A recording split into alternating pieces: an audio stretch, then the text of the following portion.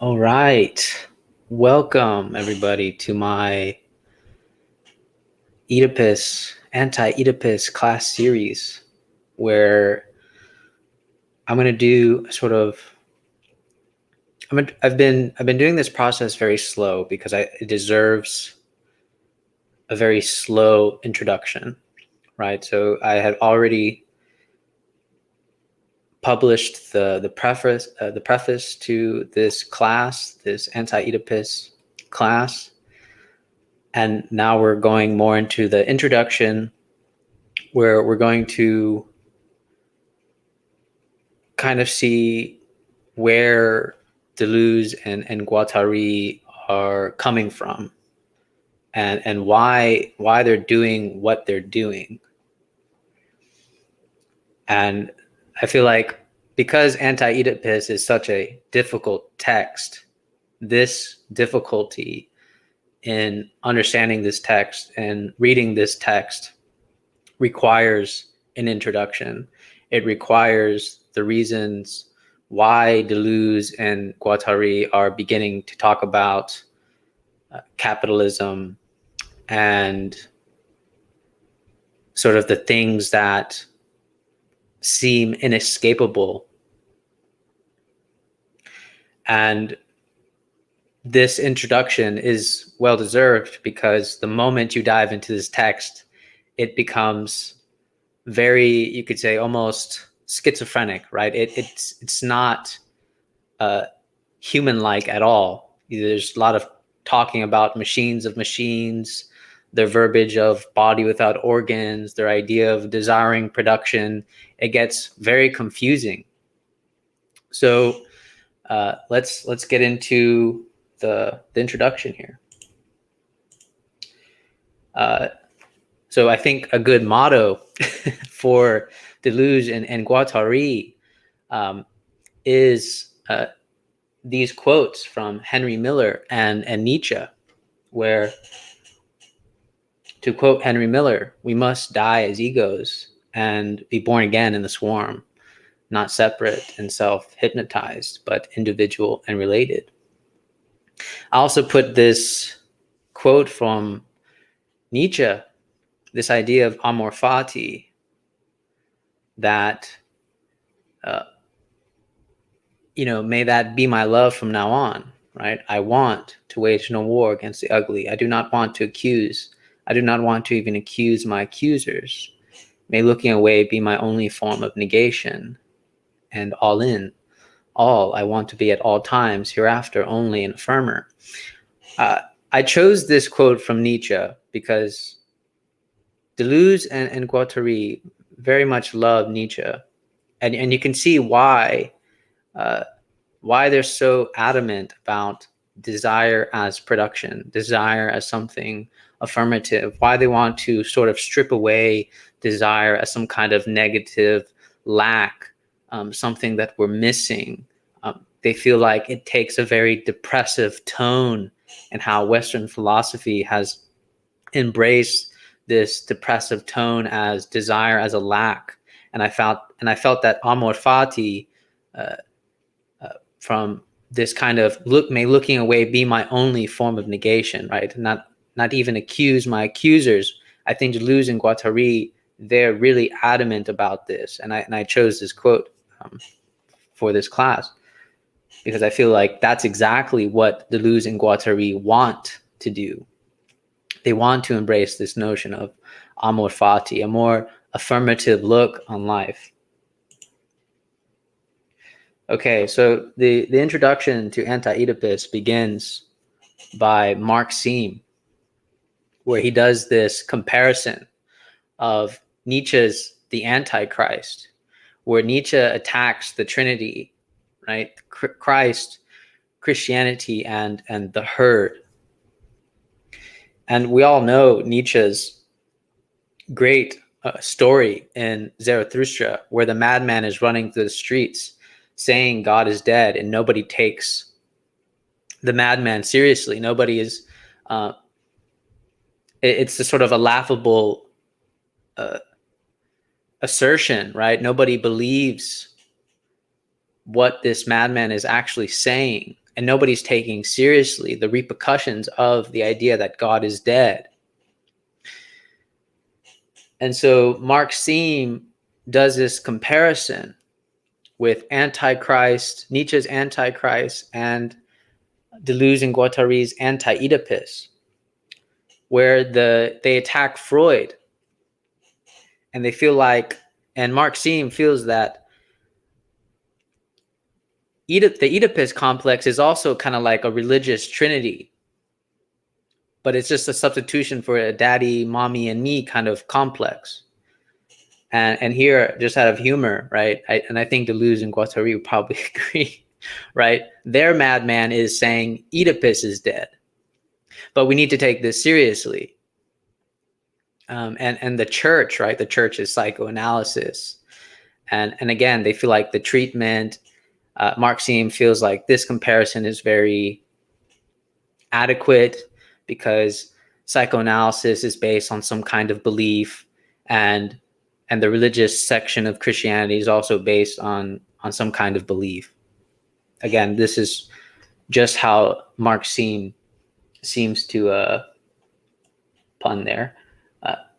It seems to find its comparison, and perhaps there's some truth in it. I mean, I'm not entirely sure, but there is something to be said about why Deleuze and Guattari find this to be a problem, and I think I'll do my best to express their concerns for why they believe this to be a problem. Why do they believe the Oedipus complex, the thing that Freud constructed out of psychoanalysis, why is this a problem?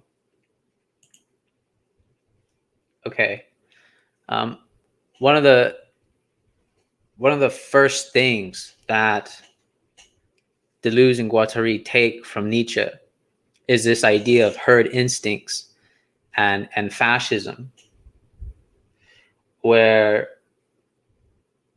the masses have a sort of secret desire to be led by authority, and how these historical manifestations have resulted in Hitler, Mussolini, and the fascism in Europe, and how they really want to take seriously Reich's question, where he said, how could the masses be made to desire their own repression?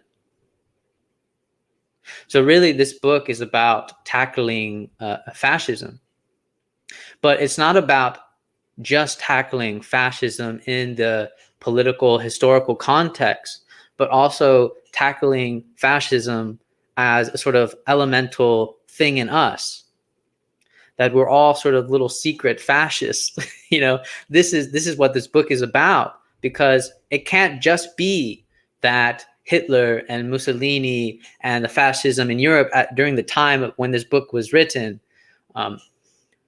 that it cannot just be that it's some kind of historical context, or it's simply just a problem for others. But fascism is a problem for all. It is actually sort of an elemental problem within the human nature. And this is what Deleuze and Guattari really want to tackle on. And so what are the symptoms of this, right? The symptoms of the fascism in us. What they call the superego, Nietzsche's man of ressentiment, right? The first things they identify, Marxism identifies, is the self-righteousness, the political rationalization of this. You see this in our politics today, right? The other is always evil.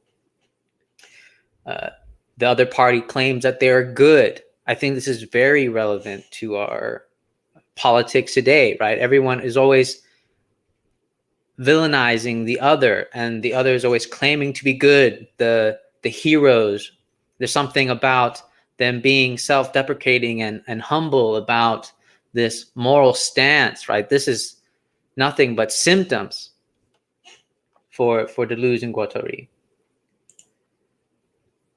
And they think that this roots from the idea that we're subjects, right? Our egos, where we always want to sort of self-preserve them and self-affirm them, and that we are living in Nietzsche's realm of description, where we're just reactive and we're always reactionary.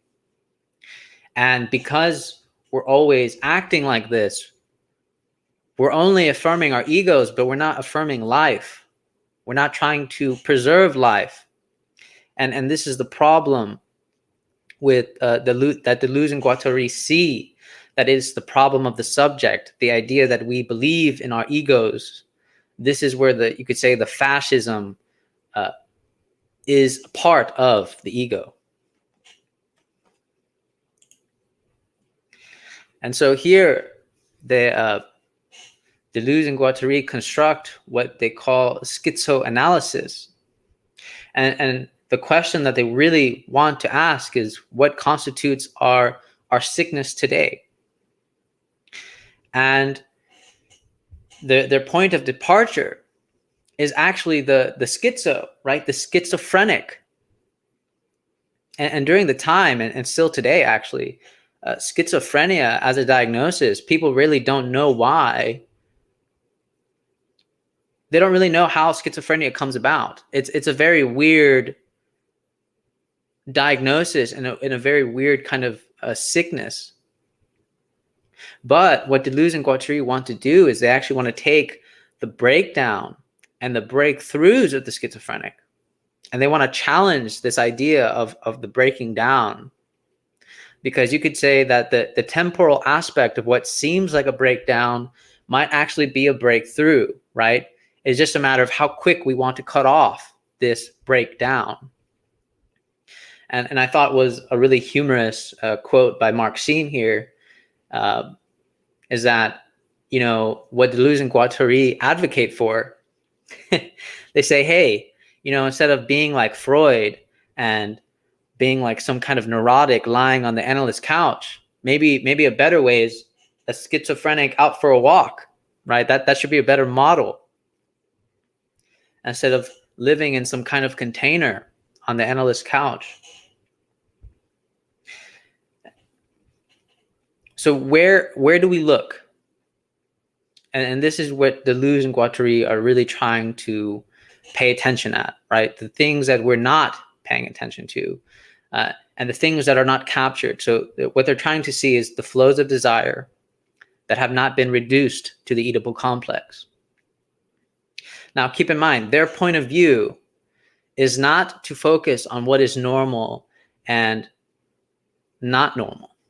Their point of view is to look at extremes. And this is the significance of looking at breakdowns and breakthroughs, right? They're trying to analyze breakdowns and breakthroughs.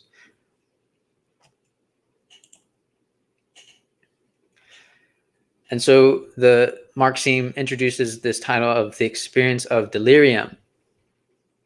And the experience of delirium will be a mixture of revolution and madness.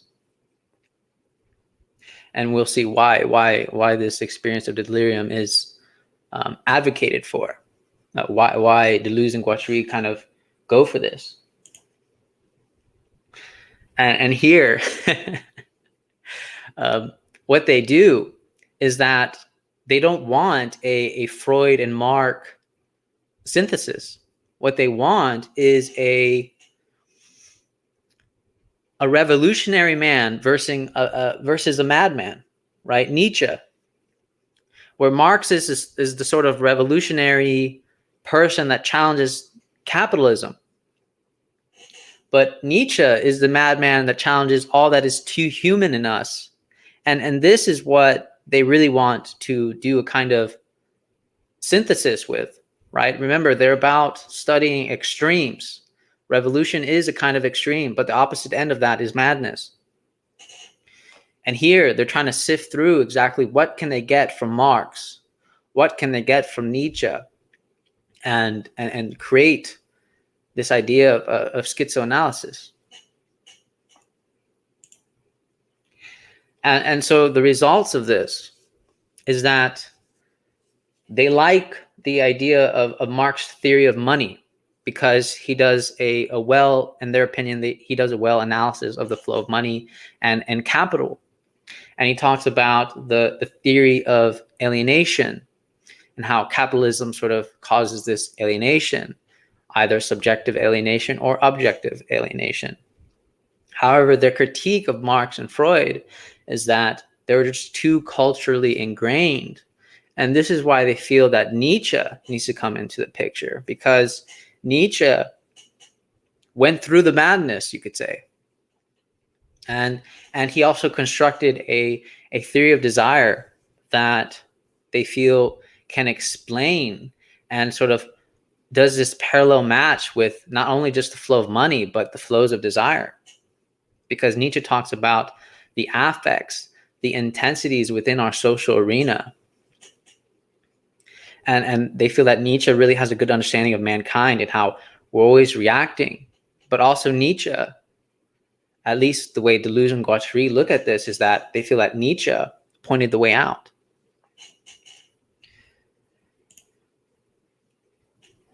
Now, the reason, and so the construction of this is that many times for Deleuze and Guattari is that they don't feel that the flow of capital and the flow of desire is separate. It's actually one and the same. So here you can see a sort of material dialectic with our desire. That not only capitalism, I think it's something worth thinking about, because you could say the reason why capitalism is so just global, so universal, and is just taking over, right? And a lot of people critique that, but at the same time, there's something to be said about it. And I think what's provocative about Deleuze and Guattari is, I think what they're saying here is that maybe it's not just some kind of social economic construct, but it might actually be the way our desire it behaves. And you could say that what they want to tackle is the way our desire behaves, because if you tackle the way our desire behaves, you can possibly change the social economic construct. And this is why they say that really the way capitalism behaves is sort of our unconscious, is the way our unconscious desire behaves. And just to quote Marxism here, it says, one and the same economy, the economy of flows, the flows and productions of desire will simply be viewed as the unconscious of the social productions. Behind every investment of time and interest and capital, an investment of desire, and vice versa. Why do Nietzsche and Marx deserve this tension? I thought Marxism did a wonderful paragraph here about explaining the reason for this tension. And so I'm going to read this off. One could not really view Anti-Oedipus as a purely Nietzschean undertaking. However, for the book would be nothing without the tension between Nietzsche and Marx, between philosophy and politics, between thought and revolution. The tension, in short, between Deleuze and the philosopher and Guattari the militant. This tension is quite novel and leads to a combination of the artistic machine, the revolution machine, and the analytic machine, a combination of three modes of knowledge, the intuitive, the practical, and the reflective, which all become joined as bits and pieces of one and the same strategical machine, whose target is the ego and the fascist in each of us, extending thought to the point of madness and action to the point of revolution. Theirs is indeed a politics of experience. Experience, however, is no longer that of man, but of what is non-human in man, his desires and his forces. A politics of desire directed against all that is egoic and heroic in man. I picked this paragraph because I thought Marxism did a wonderful, again, I thought he did a wonderful way of explaining the reason why they chose Marx and Nietzsche. It's because, in some ways, this idea of being human, which they borrow from Nietzsche, is distracting. It's the ego that gets in the way of our changes. And their critique, as I will attempt to show, their critique about us wanting to change politics, us wanting to change the social space, the social sphere, all these people that want to sort of do revolutions and cause change. What Deleuze and Guattari are saying is, how can we really do that if you don't realize how your desire is working, how your desire is being processed, how your desire is being some secretive love for power, right? And until you realize this, the idea of the revolution is nothing but replacing another regime with another regime.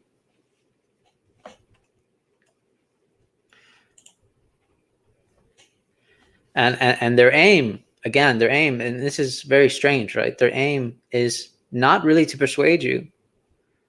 And this goes back to Foucault's point about Anti-Oedipus being like a work of art, where they want to create new effects, point signs. They want to show us multiple solutions and directions for politics. And so this is the tool. This is schizoanalysis as a tool, as to sort of look at analyze desire in the political context, and to strip all that is human, because they feel like, right? I feel like they do this weird shift where when Nietzsche says God is dead, you could say mankind put forth a new image, the image of man. And I think what Deleuze and Guattari want to do with this is that they want to say man is dead too, right? And this is why I think they're against image, because it prevents us from seeing the flows and forces of what is non-human in us.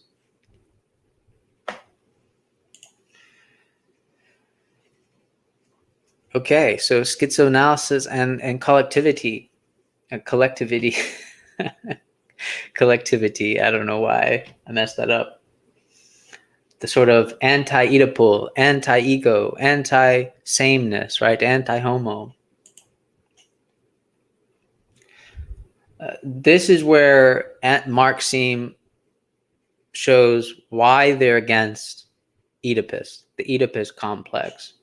And the reason why Deleuze and Guattari seem to be against Oedipus is because they look at it as a kind of imperialist takeover of our internal suffering, right? Because the Oedipus complex, in a sense, gives a new meaning for suffering, and that it's everywhere, right? It's everywhere. And they're saying that this belief, right, robs us of our power. And it's the Nietzschean desiring our repression, right? When Nietzsche talks about the masses, like, why do the masses desire repression? And that neurosis is actually the result of power on the individual. And this provocative idea of how to be anti-Oedipus is actually to look at how the beliefs take hold of the body and how the beliefs ward off power, to free desire from all beliefs, right? This is kind of what they want. This is what it means to be anti-Oedipus. And you can see the correlations here about Nietzsche, right? When Nietzsche really wants to free the world of its Christian understanding and its beliefs. And so to be anti-Oedipus is almost the same thing, except they're going more radical. They want it to be from all beliefs. And to not actually take the neurotic as the imprint, as the starting point, because the neurotic is the Oedipal imprint. But rather we should not learn from the neurotic, but we should learn from the psychotic instead.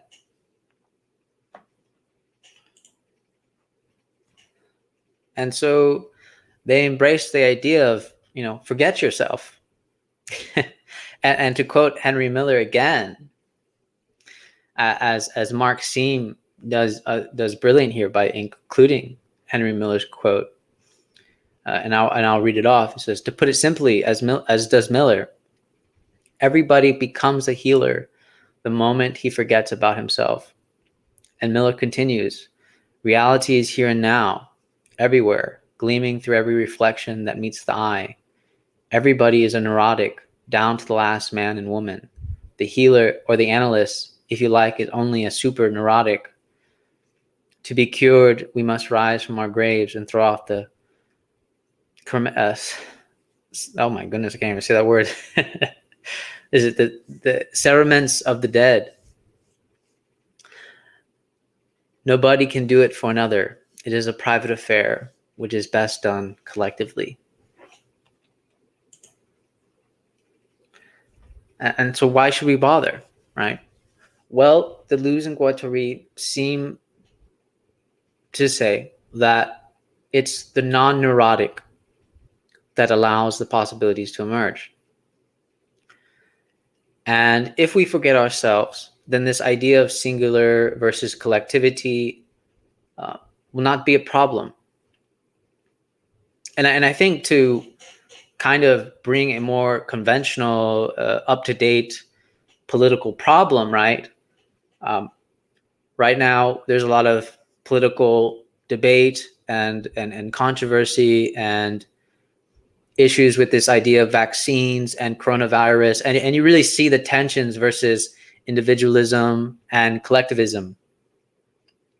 But what Deleuze and Guattari are saying is that if everybody just stripped themselves of this ego loss and make it an ego loss, actually this notions of singular versus collectivity wouldn't really be a real issue. And just to kind of really show this is that even the collective has a sort of ego base, right? And as much as people like to say, well, you know, I care a lot about people and I care a lot that, you know, people matter and so on. But again, what Deleuze and Guattari are saying is that you're not so different from the individualistic person. It's because of your ego. And in reality, to kind of make this more clear, it's ego versus collective ego, right? They don't really see this as different. It's just another form of power. And so this is why Deleuze and Guattari really tackle this idea about that we should diversify the human struggle, and it should be against power. And even the idea of the collective groups, the people that want to sort of revolutionize, he says, you're still subjugated groups because of your ego, because of the fascist in us. And that the only way to become a subject group is to actually eradicate this idea of the ego, eradicate the idea of the subject.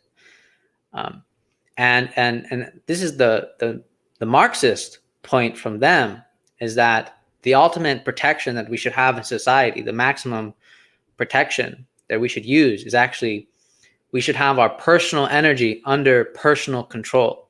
This is the universal that Deleuze and Guattari really want us to have.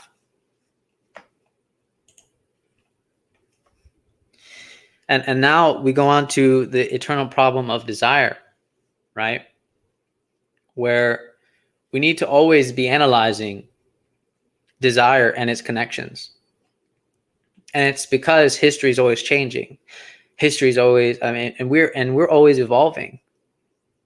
And technology is ever rapidly increasing. And, you know, again, to make this really relatable, right? We've had like a technological boom where it seems like technology is outgrowing the pace of our understanding.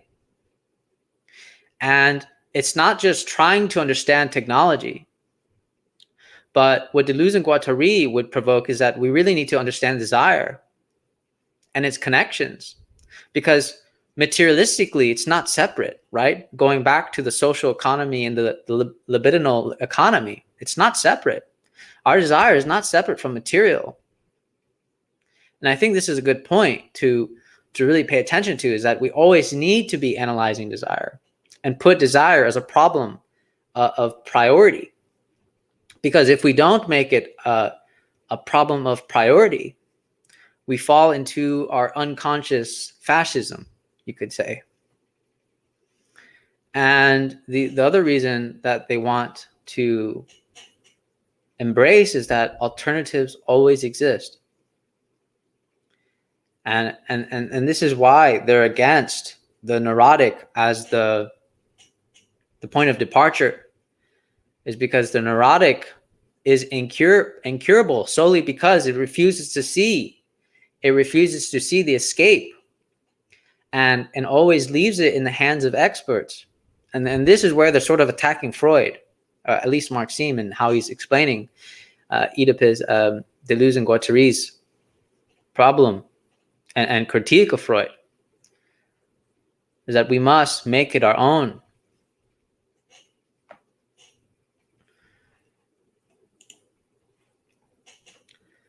So what is to be destroyed? And again, it's the defensive nature of the ego loss. We used to be plants and minerals, right? This evolution of man, right? If we take the evolution seriously, right? The sort of going from simple organisms to complex organisms to being human. And so they're saying that actually the ego loss is really a part of being a man, right? If we take evolution seriously, ego loss is part of the process. And we've lost this healing nature of ego loss, right? And R.D. Laing is quoted here for saying this. And I put the all too human limited experience. This borrows from Nietzsche's book, right? The all too human title of his book. And we need to destroy the Oedipal and neurotic dependency. This is what Deleuze and Guattari want to free us from.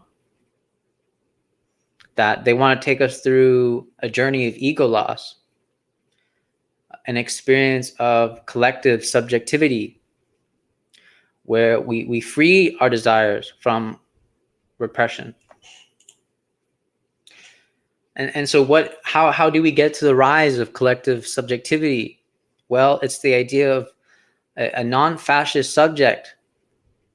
We do not function on belief.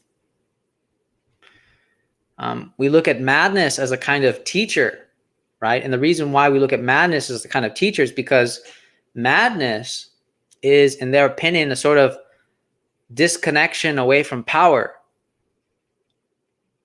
And I think there's a good point to that, right? Because madness in society, right, we always try to contain it. And the reason why we always want to contain madness is because in reality, we're afraid that we can't control it and that we need to control it. And so madness as a symptom is, and this is why they use it as sort of as a point of departure, is that madness is a radical break from power. And that if we study how the madman breaks from power, then because of this disconnection, we can move beyond it and see where new possibilities can emerge. And also, this is where they break away from Nietzsche, right? That, Nietzsche's idea of the Superman, this always over becoming this individual. They want to shed this idea that actually it's more about our collective here and now, right? You're not alone. You're not some kind of madman alone. And I think this is where, again, this is where they depart from Nietzsche. That we must not be alone in this. We must take a collective here and now. You could say, Deleuze and Guattari, what they're advocating for is not Superman, but actually the Justice League, right? To become the Justice League of always becoming.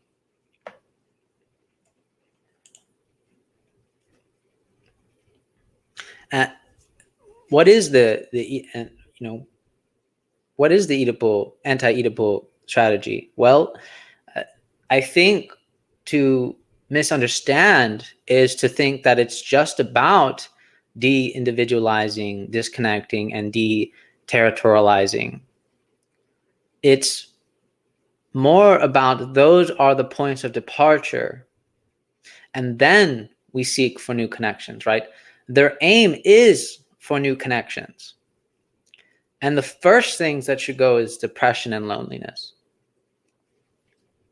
which, some may even argue today that we have more than ever. Okay, so repression of desire. This is the problem, right? It's not just repression of the masses, but the repression of just our desire.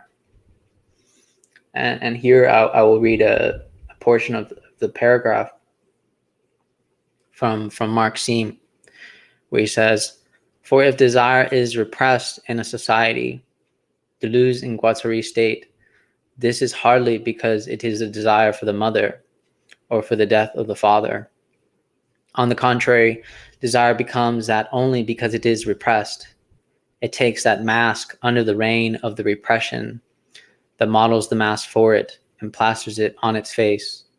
The real danger is elsewhere. If desire is repressed, it is because every position of desire, no matter how small, is capable of calling into question the established order of a society. Not that desire is asocial, on the contrary, but it is explosive. There is no desiring machine capable of being assembled without demolishing entire social sectors." I think you could say that their critique of Freud is that the Oedipal complex works too well, and that it's easy to see and it's easy to accept the Oedipal complex and its notions of castration and so on, and the phallic function and everything. But what Deleuze and Guattari really try to do, in my opinion, is they attack. They become suspicious about why this works so well, why it seems to work so well. And it's because desire is already repressed. So I don't know. That's something that I've read this paragraph, and it gave me a lot to think about when kind of looking at the Oedipal complex and notions of castration and this notion of the phallic function and everything. I mean, I don't know. It's something, but it is something worth thinking about. It is. And then the last slide here is do not worry, my little Oedipus. This is where Deleuze and Guattari really want to take a positive note, right? This affirmative process, and this is why I quoted Nietzsche in the beginning, right? Like, may my only negation be looking away, and let it be amor fati, and not even accuse my accusers. So to read off the quote here, if man is connected to the machines of the universe, if he is in tune with his desires, if he is anchored, he ceases to worry about the fitness of things, about the behavior of his fellow men, about right or wrong and justice and injustice. If his roots are in the current of life, he will float on the surface like a lotus, and he will blossom and give forth fruit. The life that's in him will manifest itself in growth, and growth is an endless, eternal process. The process is everything.